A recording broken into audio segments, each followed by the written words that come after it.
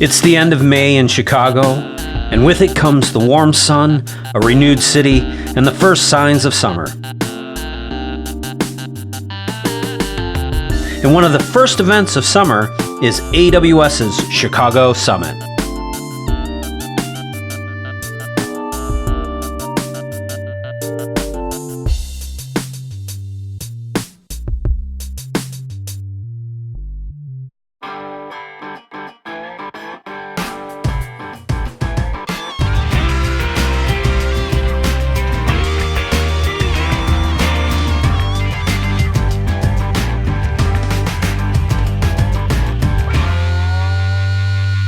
I was recently at AWS's Chicago Summit, and I've got an overview here for you coming up. While they were picketing outside, AWS's Summit was going strong inside. Last year's AWS Summit in Chicago was a bit lackluster, but what a difference a year makes. This event was packed. And the AWS Chicago Summit is a great place to see old friends and new faces. And I know sometimes I get criticized for taking video of the show floor while there are sessions going on, but I will say, even though there were sessions going on, the show floor was packed. In fact, this show was so much busier than they were planning for, they actually ran out of lunches, which I've never seen before.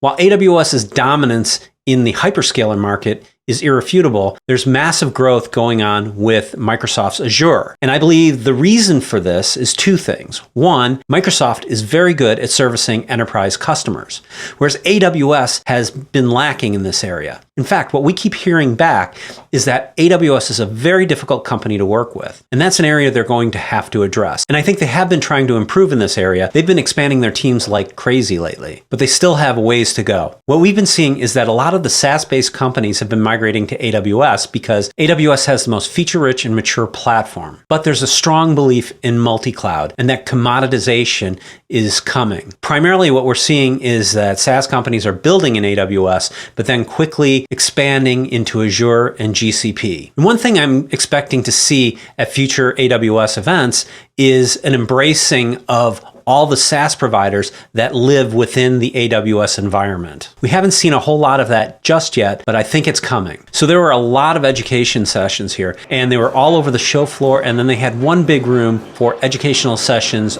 all running at the same time. And these group educational sessions seemed like some dystopian future. Everybody was wearing headsets. Everybody had color-coded headsets to listen to the specific speaker they wanted to hear. This was a great way to pack a lot of education into a single space, and people seem to be really getting a lot out of it. I've seen these headsets in a smaller capacity at some of these shows, but this is the first time I've seen anything as expansive as this. So another thing that AWS is pushing at all of these summits is AWS's Deep Racer. This is an AI-capable RC vehicle that races around a track, and everybody has an opportunity to program these cars and race and compete against each other. And they were going at it at the Chicago Summit. They weren't always making it around the track, but they were showing signs of improvement. And there were a lot of vendors in attendance. And like I said before, I'm expecting to see more of these SaaS companies as end users of AWS's products at AWS sessions selling their wares.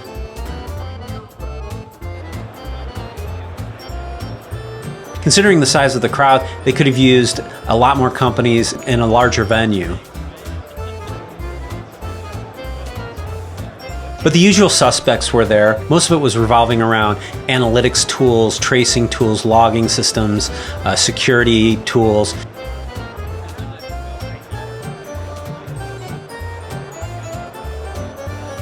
A lot of it was development tools and DevOps tools. You had your share of databases and SaaS-based, cloud-based databases.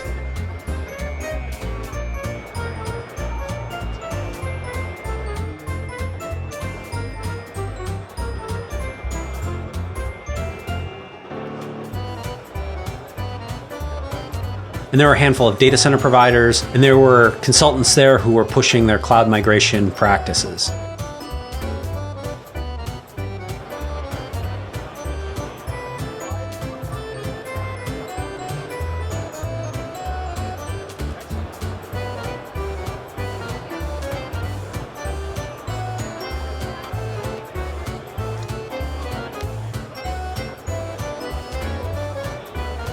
And there are even a handful of storage providers like Pure who are there trying to showcase their hybrid storage solutions.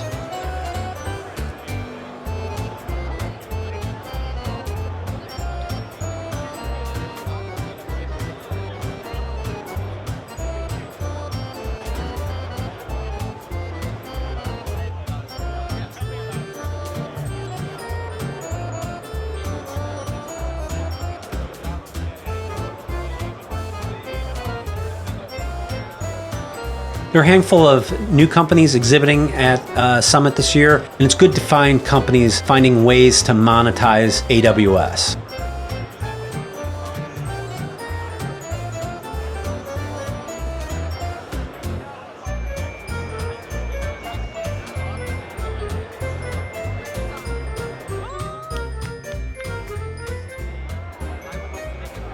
And that all said, I think it was actually a great show, minus a few hiccups here and there. But it just shows that there is tons of interest in AWS and growing interest in AWS. And I can't wait to see what reInvent brings, because these shows are a very small part of what reInvent is. reInvent's a much bigger show.